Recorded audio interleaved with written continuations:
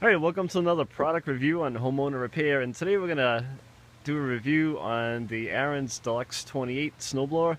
We just picked this one up and our old machine died. This is our old machine over there. It was an old Toro 824.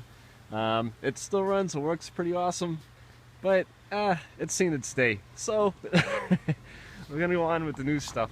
The reason why we picked up this machine is it's built to last. You know, it has all kinds of pretty cool stuff on it, and we'll take you for a walk around and we'll show you some of the cool features on it, and we'll walk it through its paces and show you how it works too, like as far as throwing snow and stuff.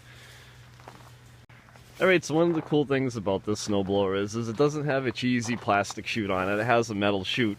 You know, a lot of the snowblowers today that are less expensive, they have a plastic chute. And another big thing about this machine is it has a cast gearbox. It doesn't have like an aluminum gearbox that's split in two and bolted together that it's going to blow it on you. This is a nice cast gearbox, and it's also greasable. There's a nut up here, and you can then take that nut out and you can add grease to it to keep, you know, the maintenance up on it and to keep it working great. Up front, there are also two other grease fittings. There is one here and there's one over here. So you can grease those probably like once a season.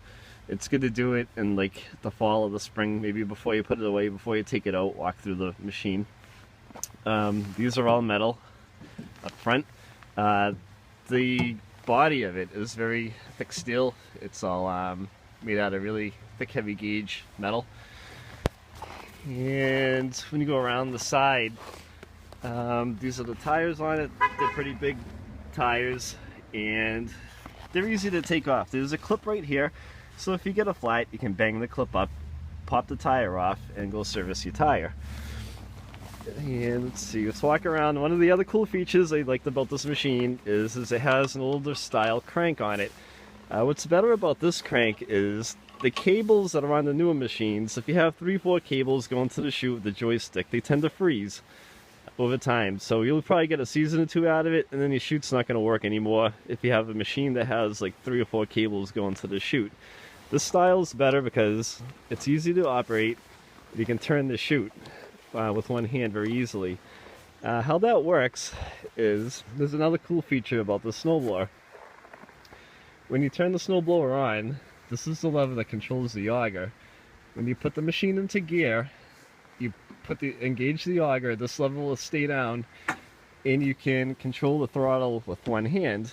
What that does is it frees you up to take your other hand and control the auger while the auger is still spinning. So in other words, you can let go of this lever, it'll stay down if the machine is engaged and moving forward, and that'll let you direct with the other hand the chute and blow the snow wherever you might want it. Here's the control panel on the Deluxe 28, and it has 2 reverse speeds and it has 6 forward speeds. I was told by the dealer that when you're using it and you want to switch speeds, to let go of the throttle, change gear, and then get back into the throttle and move forward, and it should, you know, it's less stress on the components of the machine. Not that they're weak at all, but it's just a good habit to get into from what I was told, so that you don't ruin any of the clutches or anything. And this controls right here. This is a lever that controls the chute, up or down, and as we move it, we'll show you. It controls that up and down. There's a cable that goes to it, but I wouldn't be worried about this cable because it's made by Ariens. Ariens makes very good products. There's also a pretty meaty spring on the chute that, you know, controls the tension. If the chute tends to wander on you, there is a spring underneath here that you can tighten, and that should help keep the chute in place. Just a heads up for you. So let's open up the fuel filler. The fuel filler for the gas tank is pretty big and beefy. When you take the cover off, there is a little line in there, and that tells you where to fill the fuel up to. As you can tell, this machine is already filled up. And actually, it seems to be pretty good on gas because I've snowblowed about 6 inches of snow, and I have about an 80-foot driveway, and it barely used any gas. here is where you fill up the oil, and if you open this up, this is what the dipstick looks like, and it has the mark on it. And I believe that the manual said to use 530 in this. Always check your owner's manual to ensure you're using the correct weight. What's also available on this machine is it has an electric and a manual start. To use the electric start, you're going to take the cover off right here. I haven't used it yet. If you take this cover off, you have to plug an extension cord into it and hit the button. But I have to say, I was never a fan of starting my old snowblower the manual way. But on this snowblower, it's very easy to start it with the handle, which is right here. And I'll demonstrate that in a minute. This is also the 12.5 motor. I was going to go with the bigger motor, but the size of the driveway that I have, this is plenty of motor. It's actually, the bigger motor may have been too much for the size of the driveway that I have, and this one works absolutely fine. To drain the oil out of the machine, after the first 5 hours, you're supposed to change the oil out. And here is the drain plug on it. It's right here. So what you need to do is you need to get like an adjustable wrench or a wrench that fits right here to hold this pipe in place as you back this nut off. And you can kind of tilt the machine a little bit to drain the oil out. Then refill it with the recommended oil that's in the owner's manual. Here is the key, the ignition key that turns the machine off and on. And that's what it looks like. You can kind of plug it right in, and it's nice and big. It's easy to grab it. Look, up here, gloves on, turns left to right. And here is the choke on the machine. So when you turn the choke like that, it's on, and then you can kind of back it down as the machine warms up. And this particular model has an idle speed, which can go to slow or it can go to fast. And here is the primer bulb. So now that we've walked you through the machine a little bit, let me fire this one up, and I'm going to fire it up manually so you can see how easy it is to start. And then we'll also do it plugging it in. Okay, awesome. What's pretty cool about this is a nice UV light on this snowblower. It shines really well at night. It's nice because it's nice built into the housing. It doesn't stick out. It's not awkward. Okay, one thing that I wanted to add while we're doing the walk around of the machine and review is it comes with this pretty cool shovel to get snow out of the chute, and if there's snow caught up in the front of the augers, you always want to make sure that the machine is off and that the key is off and out, and that you don't reach your hand in there. Even if the machine is off, something can be bound up and you could get seriously hurt. So Ariens is nice enough to give you a little shovel to help clear things out and you keep you safe. Another heads up, and I didn't see this until I was told by the dealer. I went down to get some shear pins, and this machine ships, mine at least did, with some shear pins, and they're on top of this housing near the chute. And there's a little holder for them right here, so you should have a couple spares. They're only a couple dollars at the dealer. I picked up a couple extra to keep handy, but if you're careful, you shouldn't need them. So if you pick up this machine, you happen to shear a pin, there should be a couple spares right on top of the housing for you that controls the chute. So with that said, let's fire this bad boy up, and we'll walk it through its paces a little bit.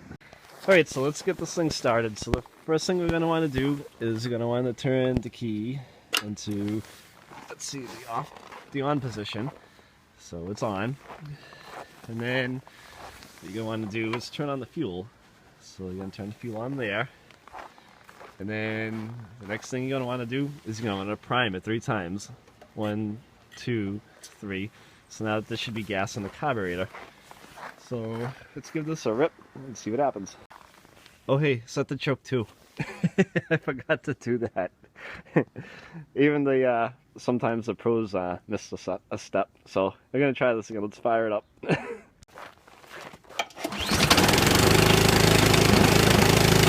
As you can see, it's very easy to start. When first pull, it starts right up. So we're going to let it warm up, and then, actually, you know what? We'll test out the electric start. I haven't used it yet, it's brand new, but we'll do it out. So to use the electric start, what you're going to do is get an extension cord. I use something, you know, big and meaty, like a new one. You have a new machine, go buy yourself a new cord. And you plug it right into here. And like I said, I've never used this, so let's give it a rip.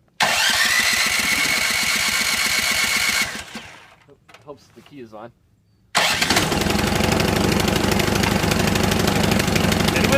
turned on, it fires right up. Imagine that. As it starts to warm up, you can start to close the choke so that the idle comes up.